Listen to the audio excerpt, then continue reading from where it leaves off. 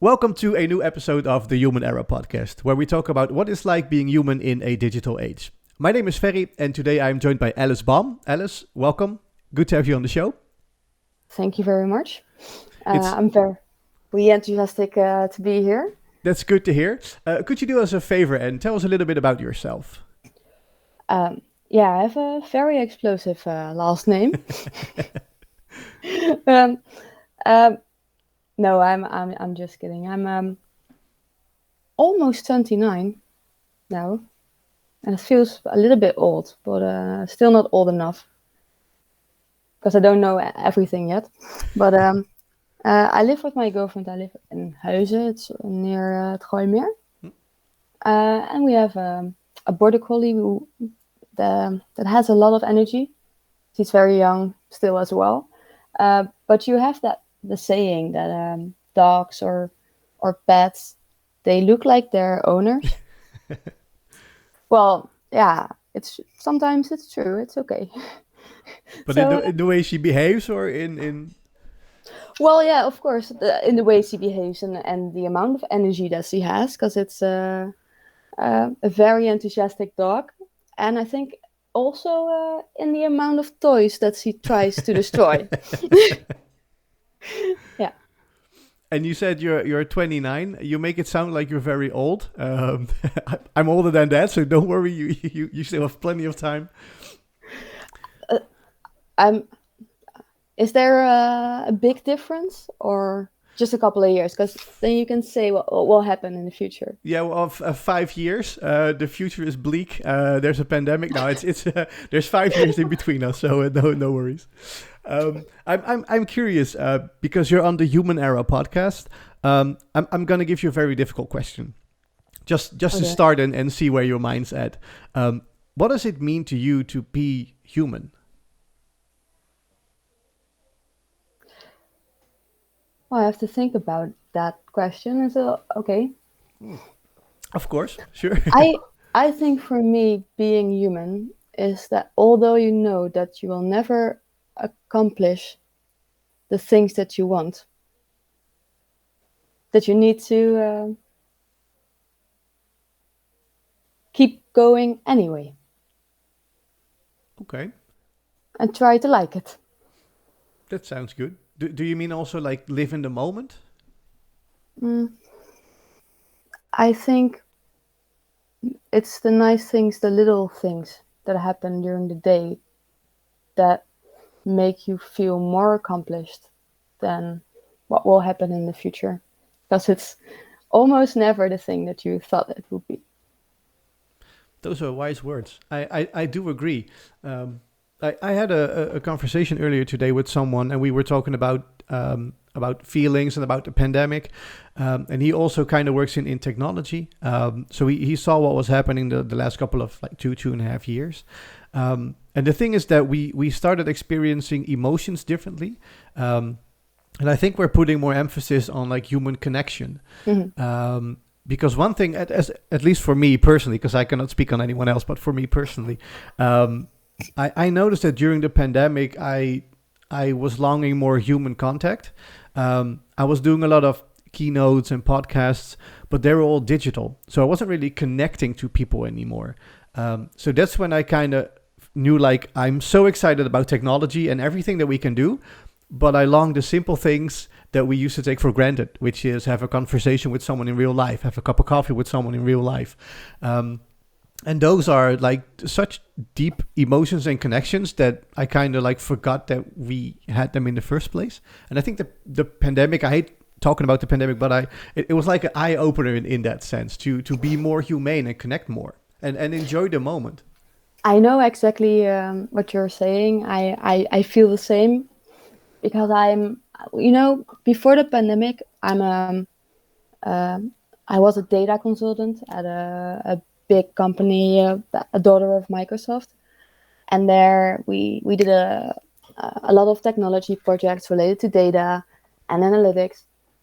And I was always on the road. I went from one client or one company to the next. Life was busy, and I was always in contact with people, explaining, discussing. more discussing, we're nerds and it's about data. We're all stubborn. But from one day to the next, it just went totally remote. And I was cut off from all my friends and colleagues that I cared about. I went totally crazy. I didn't like it at all. And you know what I realized? Because I was talking to you about how, with a little bit of luck, some things they grow out to be enormous projects. Before that, you were expecting to ever be on a place like that, right? So, from a couple of years, I went from from a developer destroying test environments. I'm a very good tester. Bom, it just says it all. Sometimes when I'm not supposed to as well, but it keeps things exciting. To managing a whole team that have a lot of human emotions and interactions.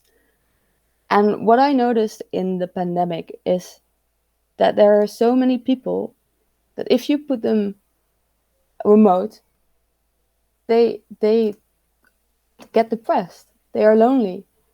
And work is really a social place where you have your friends and where you make contact. And I didn't realize before the pandemic how big that was, and how in a short time people can have so many different perspectives because they don't see each other anymore, and they do not intermingle with people that don't feel the same way, right? If you go to the internet, you search 3 times, and then the only thing you will find next is people agreeing with you or people that are even worse. Yep. I mean, you get this validation, but you never realize anymore that there is a different opinion in the first place. It's weird. So my career was so important for me before the pandemic began. And when I went through the whole phase of seeing people of my team unhappy and disengaged, I spent evenings trying to create events that were that we were able to participate in some way, and that brought so much happiness that I thought that there is no amount of money or amount of responsibility that is better or makes you feel more accomplished than just trying to make a better place for the people around you. I agree. So then I quit.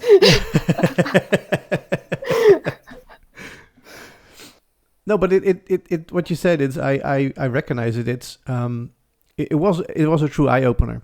And like I said, we still had connections with people digitally and working remote. I think, and again, I speak for myself, the first couple of weeks was okay. Because it kind of halted my entire world. Because just like you, I was traveling a lot. I was doing events. I was going all over the place. I was everywhere. I got used to getting up at 6 and going to bed at 2, just because my days were full of things that I love doing, but they were just work, and sometimes a social occasion. And then the pandemic came and it kind of halted the agenda that I had. And I thought, wow, this is like a mandatory break for me now, because the world is closed. Everyone was sleeping. The business went completely dead, especially for events. So I kind of had to reset, which I kind of enjoyed for the first 2.5 weeks. Kind of felt like a long holiday break.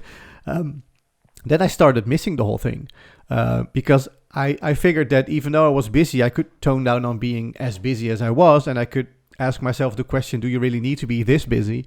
But I was talking to people the whole day. I was meeting new people. I was making new connections. That's something you cannot replace, not with any form of technology, not with any amount of money, to make you feel successful. And I think, accomplished. And I think accomplishing things, being successful, is more than just money. It's about enjoying your day, doing things that you love doing, meeting people that you want to meet. Just like you and me, we're meeting for the first time right now, making new connections. That's the joy in life, I think, the actual joy.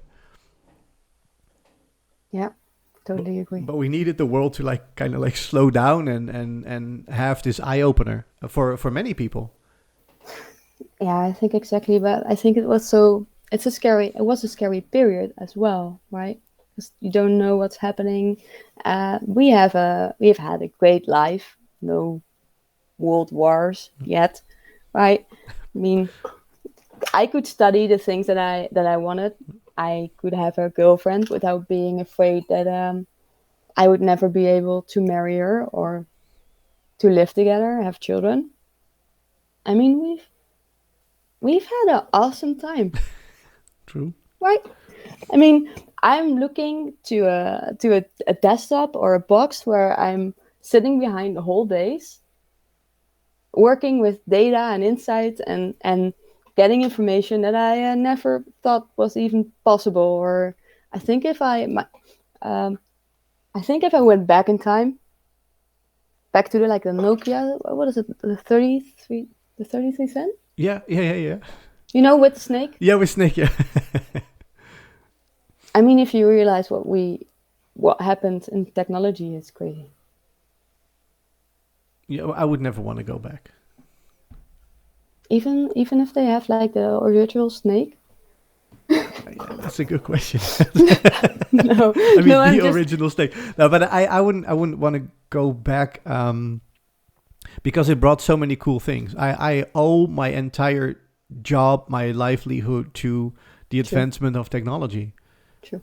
I would have been stuck in corporate sales probably if most of the things that I talk about and work with were never invented. Are you sure? Would you have ended up in sales? I was in sales. And then I broke free in 2016 when me and the co-founder that I work with, we figured out that what we were doing was completely wrong. We talked about this before we started the podcast. Mm-hmm. We were working in data.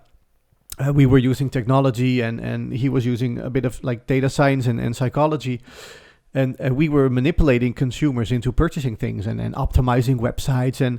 But it was all about sales and making more money. And we had financial targets. So we were just focusing on monetization of everything that we were doing the entire day. And I probably would have been stuck there if I didn't dive into the possibilities that we have with technology. Looking at artificial intelligence and bigger automation, big data. So just the things that are up and coming or also are established. I would have still been stuck in sales because I thought that was the thing that I was good at. So I needed to stick with. So I'm really thankful for everything that is happening and that it drew me into that so that I could break free and create my own thing. Yeah, If we still had just a phone and email, then I would have done sales, yeah, for sure. But I hated doing it. I really hated it. The thing is, we used to do business to business sales, and I was selling computer stuff and printers and servers and all those kind of basic appliances. And even though it was business to business, I kind of felt hard just calling random people and asking them if they needed stuff just so we could make more money. And the worst part, and we kind of talked about this before, we used data back then. So I kind of want to steer it towards, the data that we both work with. Yeah. You in a completely different way probably. But the thing is that the organization I was working with, they were collecting data to create more sales, which... for that type of organization, it's fine in a sense. And what they taught us is that if you're in sales, then you need to be interested in the person you're talking to. You don't have to mean it though. And that's what I don't like. I don't like pretending to like someone or be interested. But it started off with, get to learn their organization, get to know their pattern for purchases, understand what type of systems they use right now. Do they have Windows or Mac? Do they have printers or do they have faxes, etc.? So you can understand what their needs are.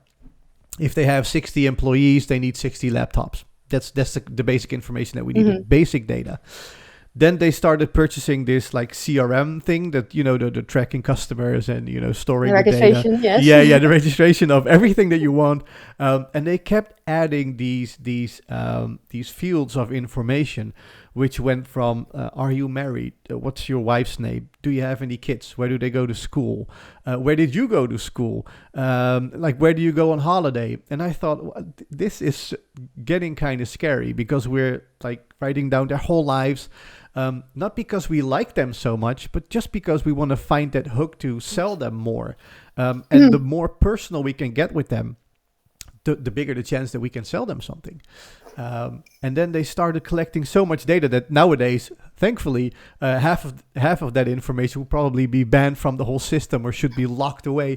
But that was the start where I figured that, is this really what we want to do? Like, just collect data and know everyone in and out so we can sell them more? Is that really where we're going? How do you see that evolution since I'm talking Yeah. 2010 somewhere? I totally, I think we walked the same road, different subjects, but I believe we both got to thinking, are we doing the right thing, and is this okay, what I'm doing? Because all the data that you're collecting, right? We're trying to maximize or either sales or the amount of time that you look at a website or influence. And we researched the shit out of it, and we know it works, and we proved it works. And it's scary. I had a similar example because I worked as a data scientist for a couple of years as well. We were doing also the sales models, churn models, recommenders.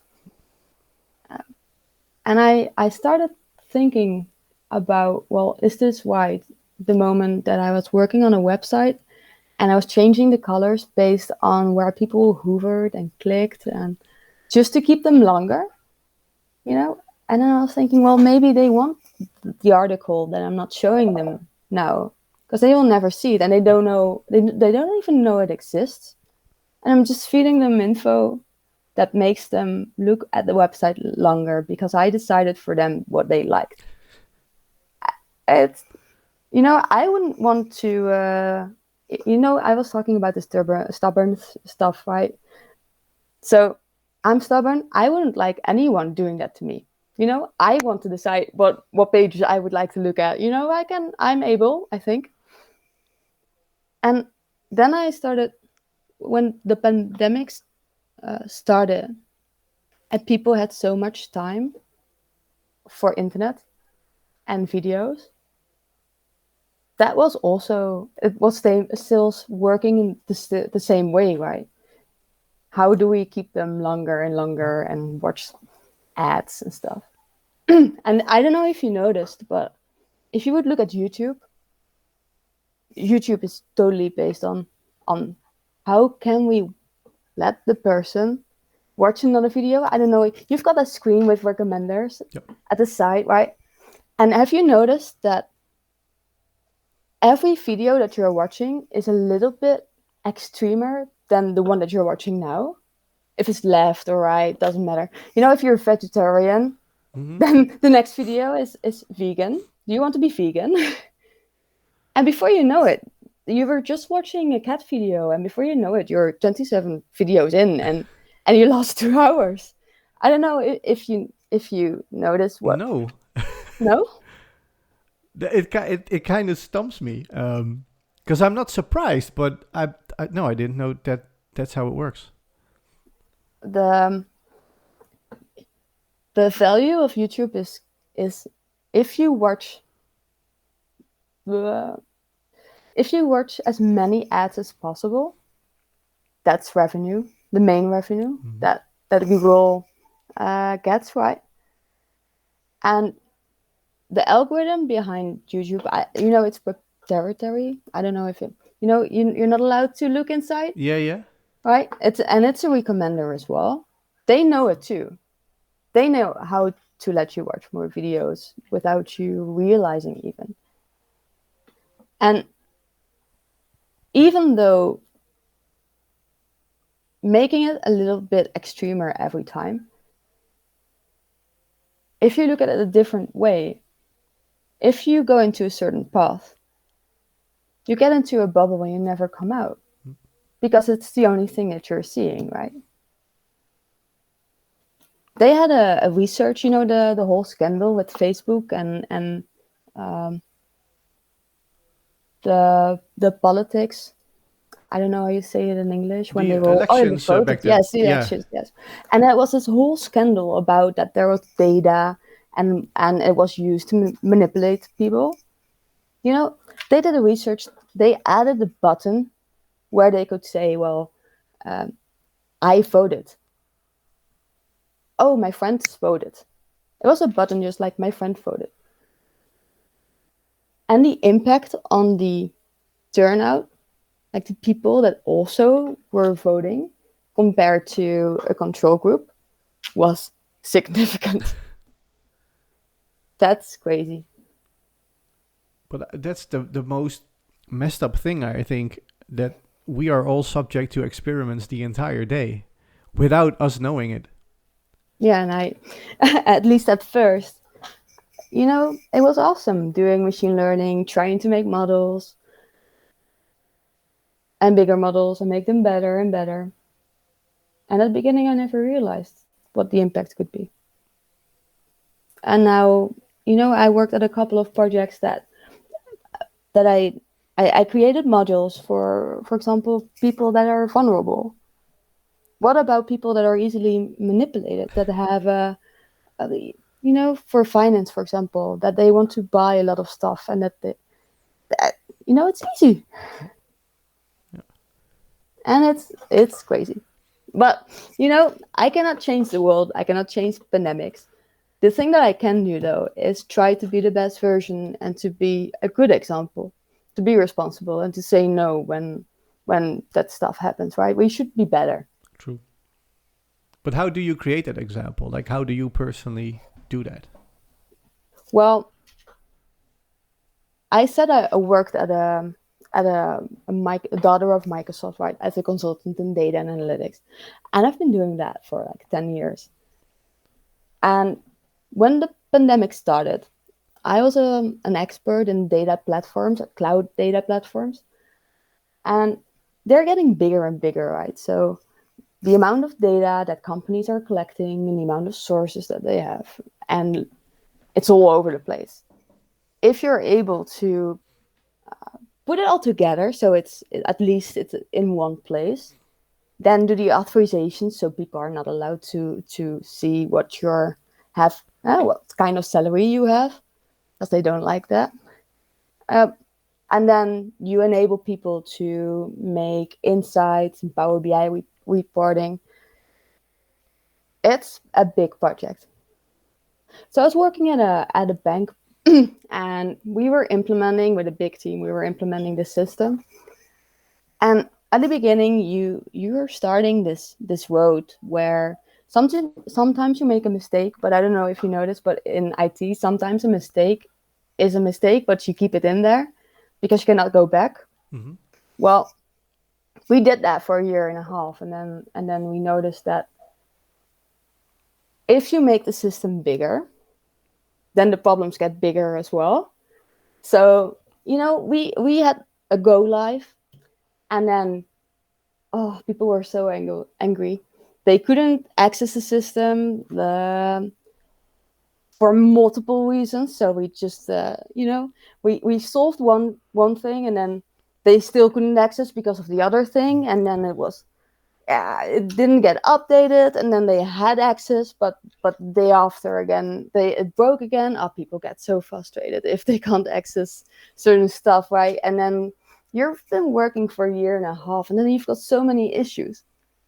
So if you make it even bigger and bigger, then you need to find a way where you have some structure and ensure that the environments that you're working in, especially with data, because it's a special job, right? It's not like that you're deploying an app or deploying .NET. Data it isn't worth a lot if it's not like the truth sometimes, right? So people are like, does it need to go into production? Or do you connect to production? Normally we don't do that. And it's cloud and it's infra, so what are you doing?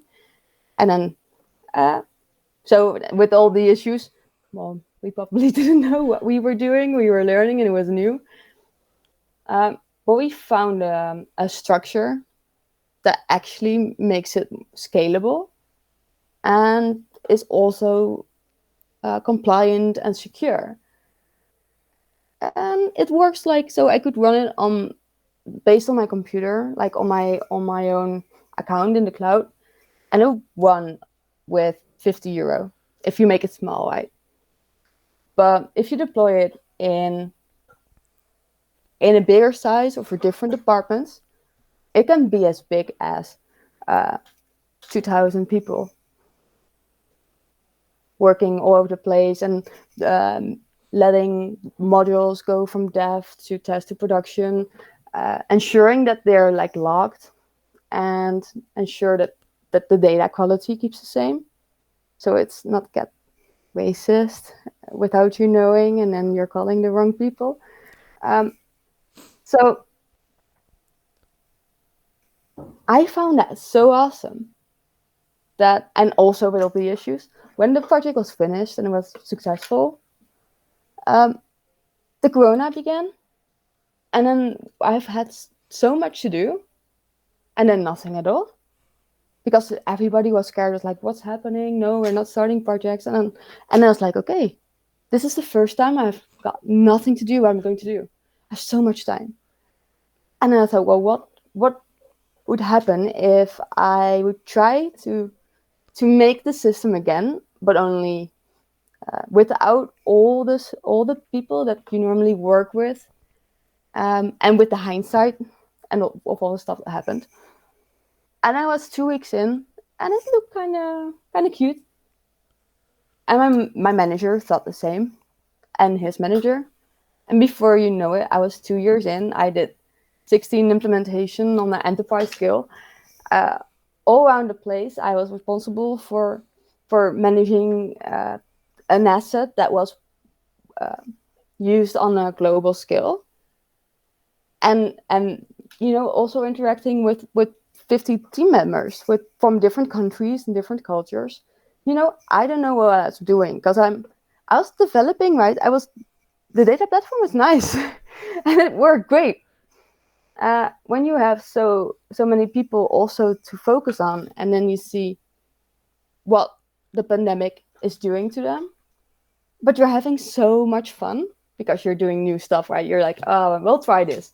Oh, it worked. Okay, great. Ah, we were trying to put like Power Apps and Power BI, and then Power BI, we're back in Power Apps just because we were trying to see how far we could go into the inception and make it crash to test.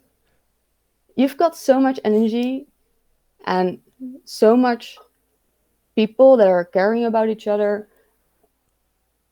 I thought that was so awesome that we should do it more often. We should take care of them. And I think that's more important than having the next level or making the next promotion or the amount of money that you have. It's trying to take care a little bit of each other. But what changed specifically? Like you said in the beginning, you're using data to optimize, to make more money, to focus on the business end of it, to going to being more like responsible and taking care of the people around you and the users and like what was in the middle that made that switch? Like when did you say the thing that I was doing wasn't the thing that I should be doing with the talent that I have? We built something that was worth millions, millions, and when it's more about money than about the people, and you don't care about them and don't think about them because remote is very easy, then people get stuck and lost and depressed. And that's not the way you should do it, I believe. So what was in the middle is that I noticed that the money was more important than taking care of the people. And if the pandemic can teach us anything, is that we should be more human. And I had a nice time. So, you know what I did? You know, I want to be crazy, and I want to try to do something good, even though it's hard. And I want to take care of data and be responsible and ensure that people are not, that they're informed, that they know what's happening, and but also can take action or not. But they have a button that's not a placebo, but it's just a button. I think they deserve that. And I think you should take care of people and your employees, because they will work and believe so much harder if they can feel human and cared for. So I quit my job. And then, there were a lot of colleagues that thought the same thing. And we ended up in a corporation, a cooperation, cooperative, which we thought would be the best vehicle to actually ensure that what we believe in is not getting lost for revenue. So we put it in our statements that we believe that we should make the world better based on data and taking care of people. And it's been the best choice that I've made. It was scary as hell. I don't know if it, it's scary as hell, because I want to focus on little companies, on smaller companies that don't have the money or are not able to, or have the knowledge to see what is available or what security issues they could possibly have, how the internet is taking advantage. And you know what? If you can deploy a data platform faster than anyone else, where it is used best is for the companies that actually need it. True. But then you need to explain it as well very good, right? So, we're the nerds, and we like talking tech. But if you want to explain what you're doing and why you're doing it, so actually people can understand it, well, we learned some lessons along the way about ourselves as well. It's been exciting. And I don't know if it's gonna work out, but I'm gonna try my hell best. We'll see. I'm pretty sure it will work out. I hope so. Well, you're preaching to the choir here, in the sense that I absolutely feel the same way. We have so much power. Technology is like a superpower, like Superman and Batman, etc. It's a superpower that you can use for good and for bad. I'm not saying the bad is intentional. I'm just saying that we use it for bad too often. And like you said in the beginning, and also the experience that I have is, we were just optimizing and deciding for people what they should see and read and do, and we use that psychology, we use data, and we use technology just to manipulate people to make a profit on the short term. And we don't really care what happens to those people, to those consumers who are actual like human beings. We usually just see data points that we can optimize and measure, and the thing is that of course it's part of business to figure out ways to make more money. That's common. I mean, supermarkets used to do it back in the 19 somethings, even before computers were there. Optimizing the way the layout of their store was. Like people tend to walk to the right of them. So if they enter a store, the natural way is going to the right and then, making a left turn and then exit. So how can you optimize your store that people take a right turn and then stay in your store the longest? Which is like people are trying to make more money, but you're there on a conscious level. If you show me a website and you have another version and maybe even two different versions that I'm not aware of, then you decide for me what I should be looking at. Yeah. And you're just trying to use my brain and my usage of your website to measure and to kind of like manipulate me into purchasing more, but on a level that is way more psychological. Yeah, it's not the same as the supermarket, right? Yeah. The, can you, if you go to the exit, and then there's always a place where you can get gum or stuff in a discount. And sometimes you've got like if you have children, they place it on a level where they can see it, in the hope that they will try to get it along. That is a little bit. You get a little bit the feeling that you're being manipulated, right, on impulse. But at least the stuff that is in there is the same for everybody. It doesn't matter if you're walking by and you're straight or gay, or what kind of color you have, what you like to watch in the evening, when you're in bed. It doesn't matter, because it's all the same for everybody, and it's also limited, because the amount of stuff that can be placed there, it's restricted, and at least it's fair. But when you go to internet, and you no longer got those restrictions. Yeah, it's limitless. Yeah, for Yes. sure. Yeah. And it works. So I think that's the moment. Indeed, what you're saying, right? We're preaching to the choir. The moment that you no longer are aware of what is out there, because it's already decided for you. Yeah, it's scary. It is. Well, imagine if it would happen in real life. Like take a website, a web shop, but then put it in like a supermarket perspective, right? So you walk through the aisles, and someone's following you. Someone from the store, like looking behind you, like over your shoulder, like, okay, what are you looking at? Okay, so I see you looking at the cereal. So you're probably a breakfast person, right? Then you purchase, and then it's gonna someone's at the register asking you to purchase even more. Why are you purchasing this and not that? And then once you leave the store, someone stops you and says, "Are you sure you're about to leave the store?" Those pesky pop-ups before you leave a website. But imagine if they would follow you throughout the whole shopping mall.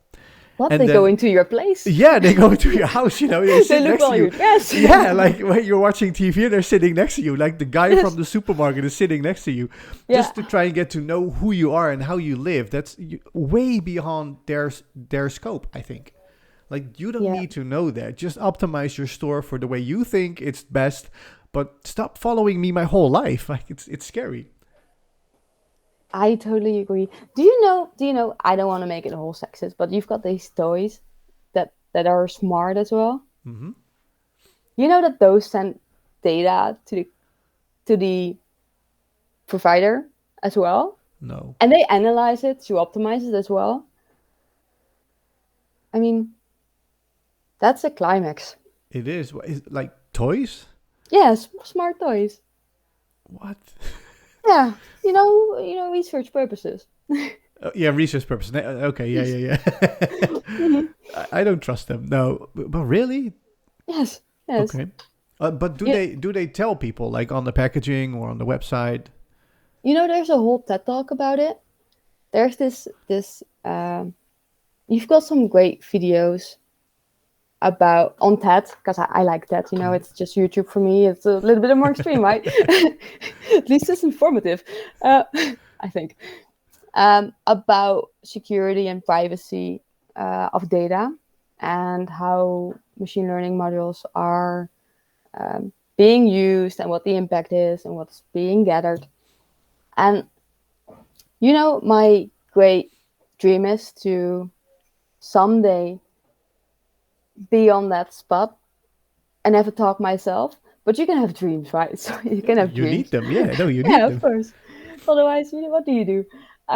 But you've got some great videos, and they're really explaining about, you know, the smart toys, what they're doing for research, and you should watch it. I will send it through, because it's just, you know, it's only 20 minutes, because, you know, you haven't got a longer attention span than that. True. So it's a great video. She tries out all these kind of equipment and stuff around the house, because she's a little bit skeptical of building a smart home. And then as a test, she tries it out, but she tries out everything. And then she publishes her results and talks about it, what's happening. So it's great. Yeah. I don't know if I want to see that. Now, I'm going to watch it. We could put the link in the show notes as well, so people who are listening, they can go to that specific TED Talk. Because, it will be insightful to see that. Even you've got these robots in-house, right? They make pictures as well to ensure, you know, for diagnostic purposes as well. I read the privacy policies, and now I know my robot stofzuiger. I don't know how do you say that robot in English? vacuum. Yes, my vacuum. Oh, Yes, no. the smart one. Yeah. You can't see a thing anymore. But yeah, it's just who reads those things, right? The privacy statements, Yeah, and no one. no, you know, it's a good bedtime story. You sleep great of it. I'm just thinking, like, I just got a text message a couple hours ago that my vacuum was done cleaning the entire house. So now I'm figuring out, like, what's he sending to who and... Oh, yes, you've got a smart dog now, right? So Yeah. it's barking and keeping watch for you. So yeah, at least if you keep it loaded and connected to the Wi-Fi. Yeah. That is so freaky. I don't like that idea. Sorry. No worries. It's the truth. It's out there. Jeez. I'm just trying to think back, like what you said before. It's also the emphasis on just using technology, more and more technology, and more models and more data. And a couple of years ago, was the end of 2020, in the middle of the pandemic, I participated in a hackathon, which was focused on anti-discrimination based on sexism when using smart models for recruitment. So when using technology, AI, etc. Which is something that, you know, discrimination happens a lot in recruitment, even without technology, especially without technology. One of the main misconceptions, by the way, and I want to put that out there, is that no, the technology is not biased. No, the technology isn't discriminatory. No, the technology isn't racist. It's the data that is being used, and the technology is just exposing it. It's based on the data that we as humans have created with our human biases. Yes. And one of the things that scared me the most, which I didn't even know, but that's one of the things that they taught us during the hackathon, because it was like 50-50 on like finding a solution and also like gathering information and doing research. We figured out a way to use technology to do recruitment, but not have technology make decisions, which was step one. Because if we are the ones making the decisions, then, you know, we don't have the problem that the technology is, you know, putting out information that we don't understand. But one of the things that we found out pretty quickly is that people see, or organizations see, technology as a solution for faulty technology. And one of the examples that they gave us was that there was this company that created an algorithm, or at least a piece of technology that was able to do the recruitment for them. But it was biased. I think it was biased against women, in the sense, especially in like technology jobs, because they were using old data where they only hired men. So they were only comparing to male resumes, you know. You mean the example in IT, right? It's in IT. Yeah. That's like any IT company in the world. The thing is that, so they looked at the data, and I think they even had a data scientist just to look at like the outcome and, you know, what's happening out there. And they saw that the algorithm was preferring men to women in the outcome based on the resumes that they already had, and etc. So it's just making decisions based on like they always used to. So instead of saying, you know, let's not use an algorithm to do this, but let's, you know, use our brains and see if we can use technology any other way to support the human recruiters, they figured out a way to use more technology to overcompensate for the bias in the other technology. So they said, we're just gonna make a new model based on that old model, so based on top of it. Yeah, And yeah. then we're going to deduct points from men and we're going to add points to women. So now if you're female, you have like +2. And if you're Mhm. male, you have -1 when you come into the system. And then we're going to run it again. So now they had a better split, but now I think it still preferred men because it was looking at different parameters. So they used another technology and that was leveling out, etc. So they were like making an entire mess. I think they had like 3 or 4 models on top of them because the first one was being discriminatory. So then they made one that was also discriminatory against the discrimination. So it's like fighting fire with fire, Yeah, yeah, yeah. setting the whole thing on fire. It was a disaster. It was so bad. But the thing is that they were so focused on we need to use technology, we need to automate this process. And they didn't care for what you said before. Like they didn't care for the people that were using it, for the experts that used to do this, for the impact this would have on the people working with it. There was just a short term. We need that technology. It's hype now. We need it. We've got the budget. We got the green light, so we need to use technology, in total disregard of any impact on humans or society or even moving forward with technology. It's shocking that the focus is so much on we need to use technology. Doesn't matter if it works or not. We just need to use it. It's shocking. Yeah, I totally agree. I totally agree. Maybe another solution would have been for the problem that it could also have been generating women, generate the data and then they are 50-50. um, I have the camera that has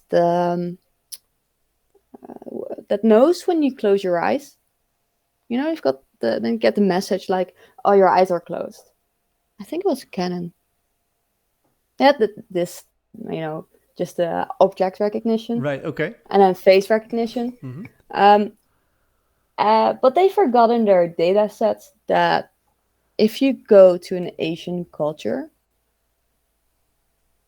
not everybody has their eyes closed. Yeah.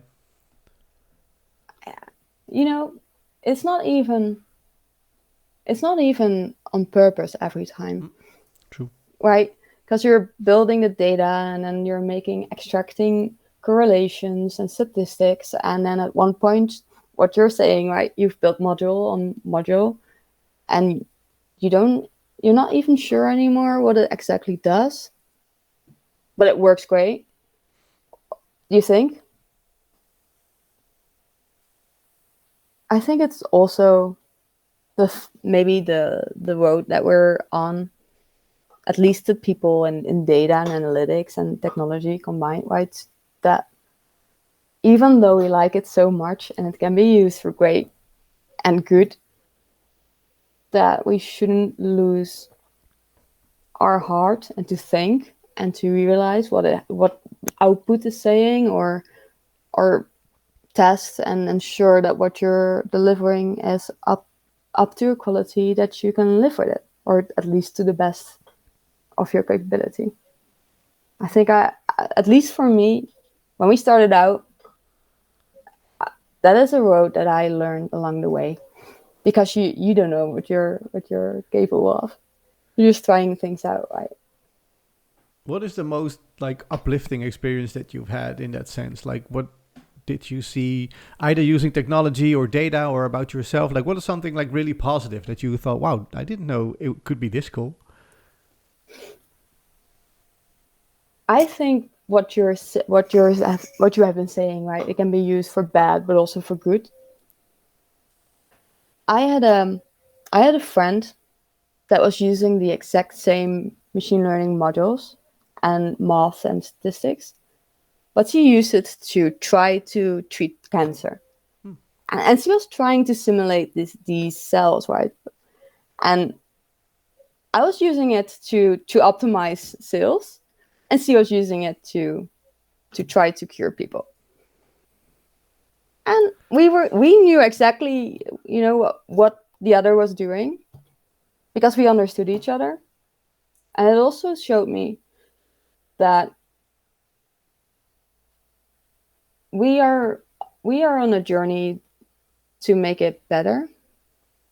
And I think the most awesome thing is that I've been programming and designing and connecting data.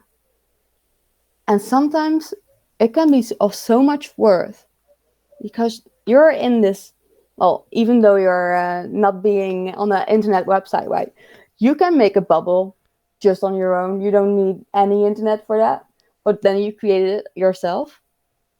And to see the difference in opinion sometimes about situations, and then showing the data, and then people realize, because they're thinking about, why does the data say completely something else as what I'm believing? It can also be used to gain a better understanding and to learn and to improve stuff, right? That you yourself wouldn't be able to or wouldn't have realized. So let's try to make it that way. And, Fair point. The one that I personally really like is how they were able to capture a black hole for the first time on camera. And it took an insane amount of data storage, like as in terabytes on terabytes on terabytes. But it was so cool to see that we could also use technology to like capture something so magnificent in space. Like, okay, wait, I'm like you said, I'm optimizing a CTA, a call to action on a website, and they are photographing space, right? So it's so cool. I like it. But the thing is that I often, and when I do this podcast, people, and also when I'm on stage, people are like, okay, so there's so much negativity around like technology and you know, the dangers and stuff, what I talk about. There's also so much cool stuff going on. And I think finding a cure for cancer using technology is something that we couldn't have thought of 20, 30 years ago. But it's cool that we can at least try to get there. True. And I also think that the way people are thinking and realizing how we should act and the integrity that we need to ensure, I think that so much has improved already. I mean, if you look at the website of Microsoft, for example, what their focus is on privacy and what they want to ensure, you see that they're realizing that we should do it differently, right?